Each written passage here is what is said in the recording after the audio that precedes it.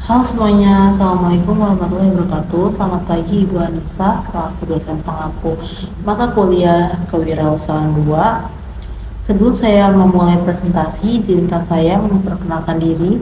Nama saya Jenny dengan NIM 4312121020 dengan jurusan Manajemen Fakultas Ekonomi dan Bisnis. Simak presentasi saya selanjutnya. Baik, sekarang saya akan menjelaskan tentang bisnis model kanvas yang saya buat, yaitu bisnis saya thrifting online yang bernama Jeans Thrift. Nah, di Indonesia bisnis thrifting online memiliki potensi besar karena konsumen yang semakin mengarah pada pembelian yang lebih bijak dan ramah lingkungan. Nah, sekarang itu kan banyak orang yang lebih memilih belanja online seperti di platform digital, yaitu Shopee, Instagram, Facebook, dan WhatsApp. Nah, memungkinkan para pengusaha thrifting untuk menjangkau nih pasar yang lebih luas dengan biaya operasional yang lebih rendah dibandingkan dengan toko fisik. Kalau toko fisik kan kita harus menyewa tokonya, belum lagi membersihkannya, dan lain-lain. Nah, dalam konteks bisnis thrifting online, penerapan bisnis model kanvas dapat membantu para pengusaha untuk lebih memahami dan mengoptimalkan berbagai aspek operasional dan strategis dari bisnis mereka. Tetapi, meskipun bisnis thrifting online memiliki potensi besar di Indonesia, pengusaha menghadapi tantangan dalam mengoptimalkan model bisnis mereka. Permasalahan utama meliputi penerapan efektif model bisnis kanvas, dampak ekonomi lokal, kontribusi terhadap kesadaran sosial, dan pengurangan dampak lingkungan, strategi pemasaran internasional, dan manajemen operasi yang efisien. Nah, di sini ada customer segment yang arti segmen pelanggan. Nah, saya memilih pelanggan saya yaitu teman dan kerabat karena saya awalnya itu mengenalkan bisnis ini di WhatsApp ya, jadi saya bikin story dan teman-teman saya membeli gitu. Nah, wanita remaja yang mencari pakaian berkualitas dengan harga terjangkau. Wanita jelas saja karena saya menjual baju saya sendiri yang pastinya saya wanita dan pastinya customer saya yaitu wanita. Konsumen yang peduli terhadap lingkungan dan mendukung penggunaan barang bekas. Jadi konsumen yang saya pilih tuh ya konsumen yang memilih yang lebih ramah lingkungan, dia lebih mungkin low budget juga ya. Lalu ada value proposition, produk fashion berkualitas dengan harga terjangkau, kontribusi terhadap pengurangan limbah tekstil dan pelestarian lingkungan. Lalu ada koleksi pakaian berukuran besar dan paket mix and match untuk memenuhi berbagai kebutuhan fashion. Nah, kan banyak ya sekarang tuh banyak orang yang pakaiannya tuh butuh ukuran besar, tapi itu kan banyak banget dan susah nyari pakaian big size gitu. Nah, saya ingin mengadakan koleksi pakaian big size dan paket mix and match untuk memenuhi berbagai kebutuhan fashion. Lanjut, channels atau saluran. Nah, saya memakai channel platform e-commerce saja seperti Shopee, Instagram, Facebook, dan WhatsApp untuk penjualan dan promosi. Jadi saya bisa buat story setiap hari untuk memancing pelanggan saya. Nah, media sosial untuk interaksi langsung dengan pelanggan dan promosi yang efektif melalui konten menarik. Yang saya bilang tadi, saya akan membuat story setiap hari. Lalu ada customer relationship, komunikasi langsung melalui media sosial dan platform e-commerce, layanan pelanggan yang responsif untuk menangani pertanyaan dan keluhan, program loyalitas untuk mempertahankan pelanggan tetap. Jadi saya harus memikirkan juga tentang hubungan pelanggan saya bagaimana. Lalu ada revenue streams yang aliran pendapatan ya dari produk penjualan fashion ini, lalu penawaran diskon dan penjualan khusus untuk menarik pelanggan. Jelas kalau misalnya ada diskon pasti banyak pelanggan yang menarik, yang membuat mereka tuh ingin membeli produk saya. Lalu ada partisipasi dalam acara atau bazar lokal untuk meningkatkan kesadaran dan penjualan. Nah, saya tuh menemukan banyak banget bazar-bazar thrifting gitu ya. Jadi saya akan mencari acara yang dan ikut berkontribusi di dalam acara tersebut. Lalu ada key research, sumber daya utama yaitu ya stok pakaian bekas itu, lalu sistem manajemen inventaris yang efektif, teknologi untuk mengelola platform e-commerce dan media sosial itu berupa handphone atau komputer. Lalu ada tim pemasaran dan layanan pelanggan yang terlatih.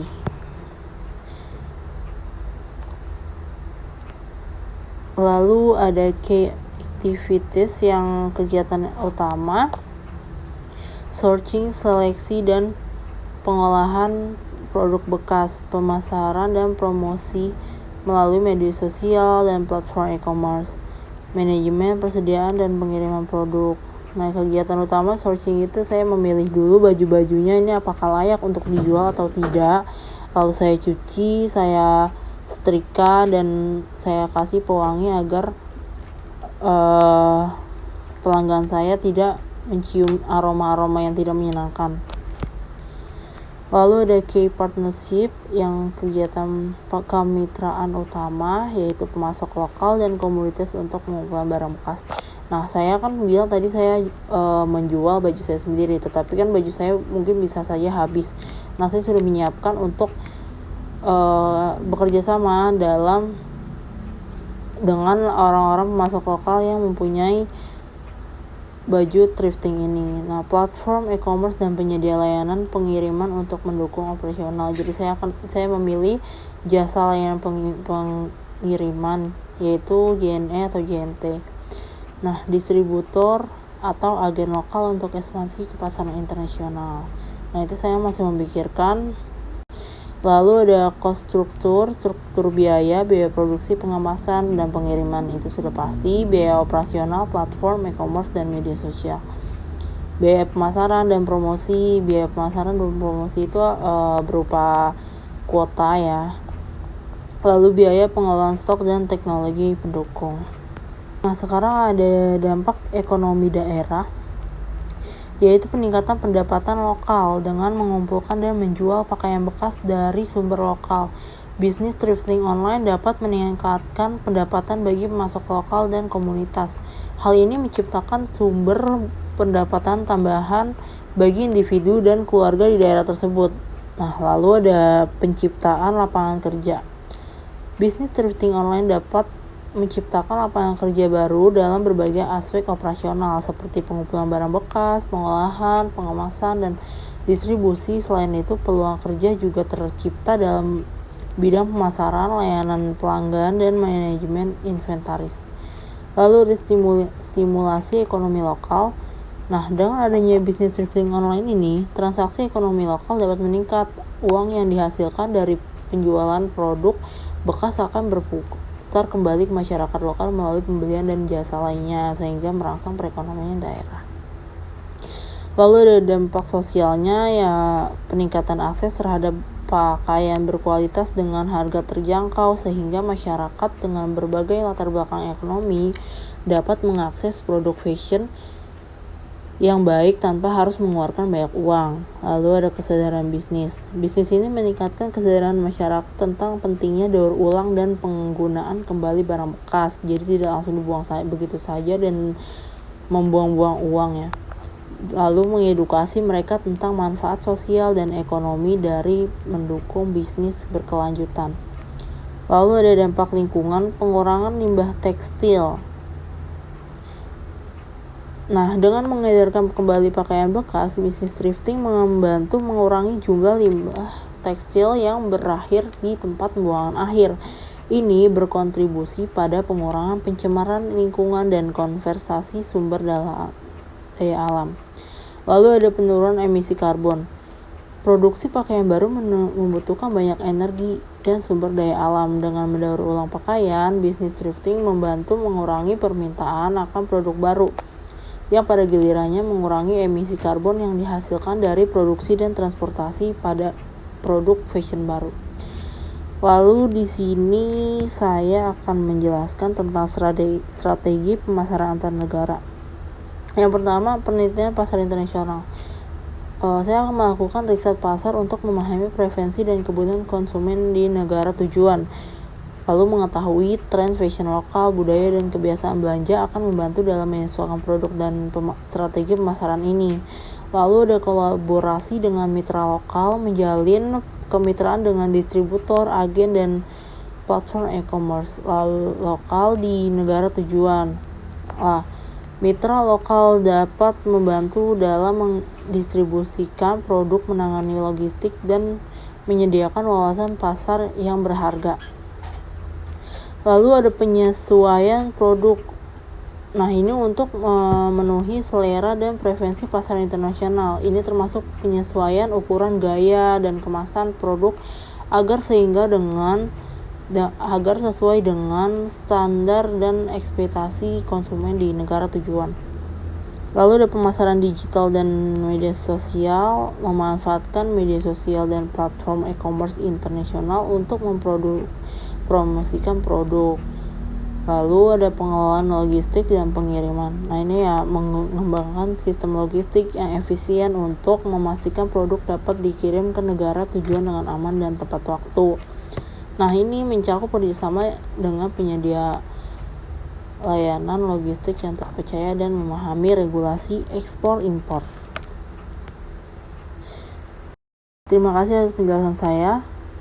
Kurang lebihnya mohon maaf. Sekian dan terima kasih.